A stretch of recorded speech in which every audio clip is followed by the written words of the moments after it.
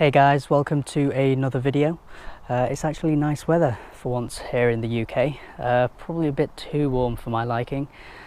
Summer is here and exams are probably coming to an end, so you're probably learning how to drive and hopefully, fingers crossed, you pass first time, second time, however many times it takes, and then you've got a pretty big decision on your hands. I'm going to try and get out of the sun now actually. So learning to drive and passing your test and getting a car is probably one of the best things ever if you're someone who's into their cars. It just means that you're not waiting for the bus, trying to catch trains every day of your life. More than likely, buying your first car is probably up to that point going to be the single most expensive thing you've ever bought. So you don't want to mess it up. You want to get it as right as you possibly can. And there are a bunch of things you've got to consider. What your budget is, and obviously a big one for new drivers is insurance, because that's the single, apart from the cost of the car, the next most expensive thing is probably going to be your insurance, especially if you're 17, 18, 19 years old. Now, before it actually comes to sorting out your insurance, you've got to pick a car to actually insure. And it's pretty difficult nowadays. There's such a wide variety of good first cars. I'm going to try and cover the different classes, what I would recommend for you, depending on what you're actually bothered about, whether you're actually into cars or not into cars at all, etc. Now, on the lower end of your budget, you've got cars that I suppose, don't really know what the name for them is, like super hatches, in the sense that they're smaller than your standard hatchback. And a good example is this VW Polo I've got right here, because out of those mini hatches I think it's one of the best. What are some other examples? So you've got the Ford Fiesta, you've got the Vauxhall. Would the Vauxhall Corsa fall into that? Probably. The Vauxhall Adam as well, and also the Audi A1. The A1's a bit of a unique car in that sense, and I'll get onto that a bit later, but I'm going to show you now why I'd suggest a Volkswagen Polo as a good mini hatch for a first car, if that's what you're going for. So this one in particular is a 1.2 petrol. Now, this is the current generation Polo, and it is actually soon to be replaced next year, and there are good points and bad points about that. Let's start with the good. It basically means that if you were to buy a brand new one, you will get a pretty good deal from the dealership. They'll be wanting to get rid of them as quick as possible, especially towards the end of the year. So if looking at a new one is out of your price range, or you don't want to consider a car that's basically going to be old, in 12 months time, then you can look at a used one. Auto Trader is your best friend for looking at used cars. Let's take a look inside and see what kind of things you get as standard and some of the things that you can option.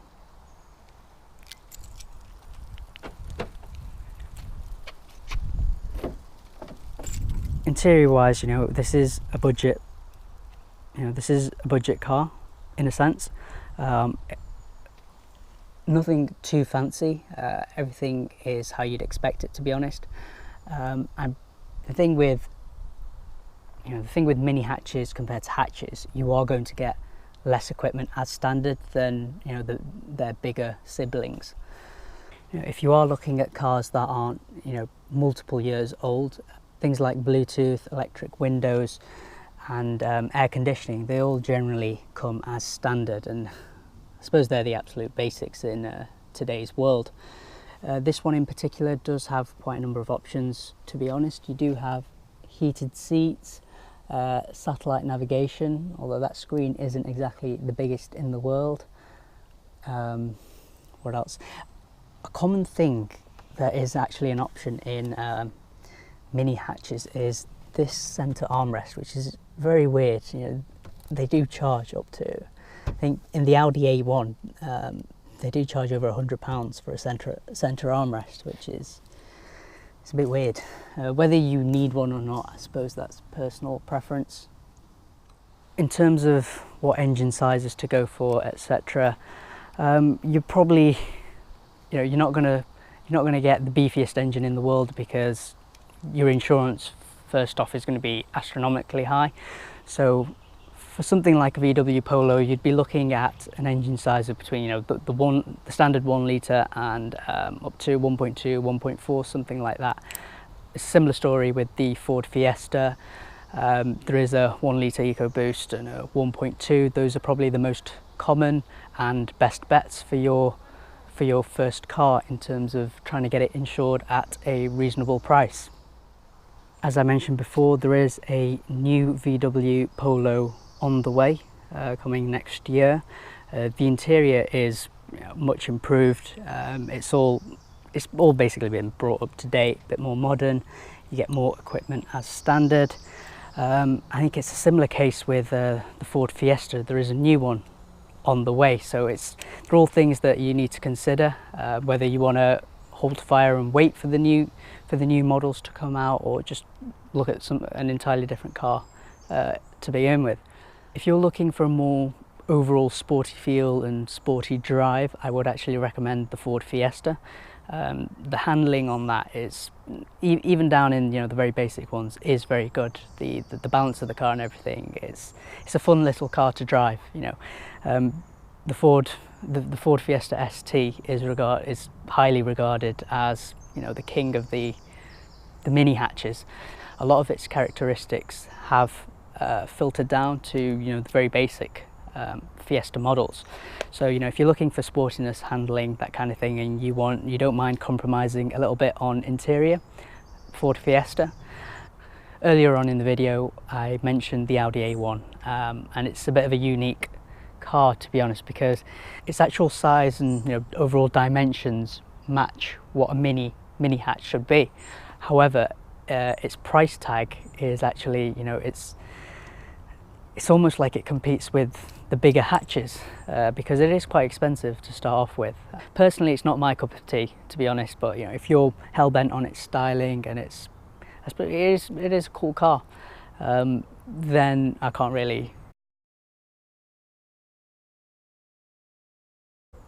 really persuade you otherwise. Then by all means. Insurance, I imagine, would be higher because it's a more expensive car, and the parts would also be more expensive, so that's just something to factor in. But again, it's all down to you.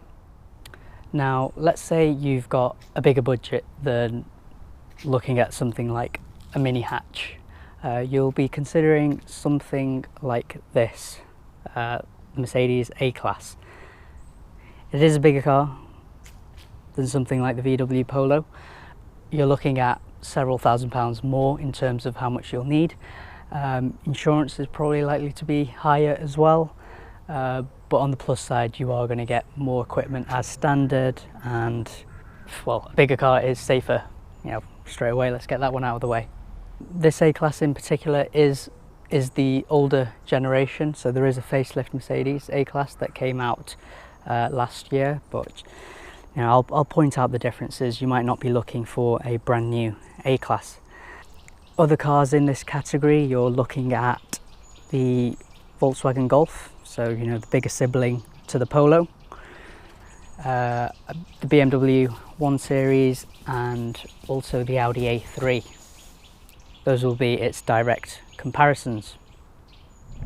So the particular A-Class I'm in right now is the A200, which for your first car you probably won't be considering. You're probably better off looking at the A180 petrol, or if you're looking at the new line of facelift Mercedes A-Classes, they now do offer a A160, which I think is a 1.6 litre engine. Someone correct me if I'm wrong, which is, I suppose, less powerful. I think it'll probably have just over 100 horsepower. However, where you'll benefit is that your insurance is likely to be a significant amount lower. And when you're looking at cars for your first car, insurance is one of the biggest factors as to whether you can actually buy the car you want or not. Insurance companies tend not to like us younger drivers, because statistically we're the ones involved in most accidents, and as a result we do get stiffed. As I mentioned, this is the pre-facelift A-Class, and one of the biggest changes for me, because I've never actually been in the pre-facelift, the screen down here is absolutely tiny, and it's the screen you get as standard. In all A-Classes 2016 onwards, you do get a much bigger screen as standard, so that's definitely a plus. In terms of the layout of everything around here, it's pretty much the same as standard. As I mentioned, electric windows, air conditioning, Bluetooth.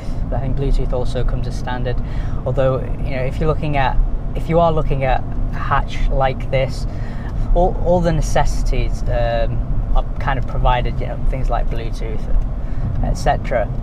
If you're looking at an A-Class Mercedes, you're probably also looking at the Volkswagen Golf, the BMW 1 Series, and the Audi A3. So you're going to have your own preferences as to which one you want, but to help you make that decision, the A-Class, they are stylish cars. I'm not going to lie. If you're a young lad, to be driving around in Mercedes A-Class is pretty cool. So that will be a factor. If you're looking for the overall driving experience, handling, that kind of thing, I would push you towards the BMW 1 Series, because that is rear wheel drive.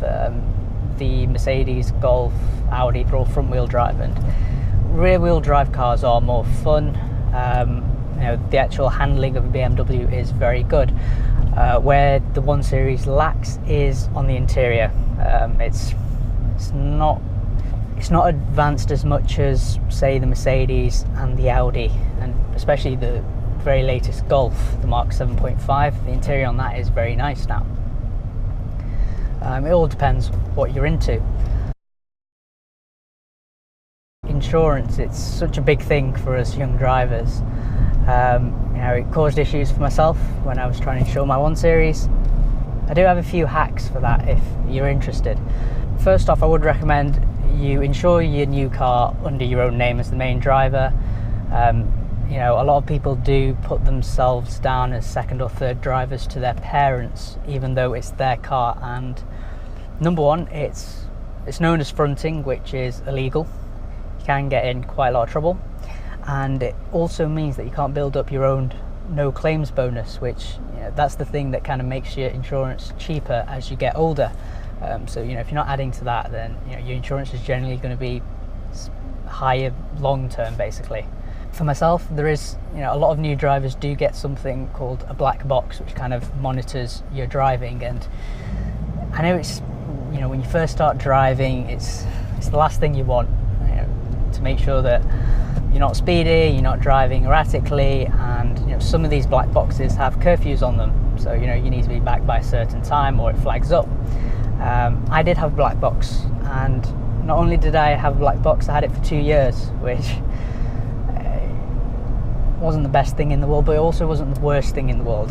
They work on like an average points system, so as long as you drive sensibly 5 days a week, the other 2 days, if you have a bit of fun, it's fine, because it works off an average. As long as you're not driving like a hooligan every single day of the week, that's when it makes a difference. The biggest reason, obviously, why people get these black boxes, as a Ferrari drives past, is the difference in price it makes to insurance premiums. Now, for myself, I basically had to get a black box, otherwise I couldn't get insured. It made such a difference. For me, it made several £1,000s difference to put a black box on than not to have one on. And at the end of the day, they're not the worst thing.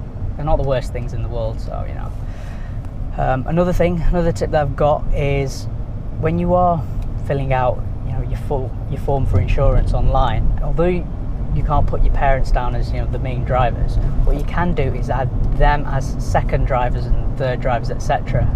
With you as the main driver. That's totally legal, and in the case of insuring my CLA 45, it made, again, a massive difference. How much difference it makes to a new driver, I'm not too sure. I think it's I think it's still several £100s, which, you know, if your insurance is into the thousands,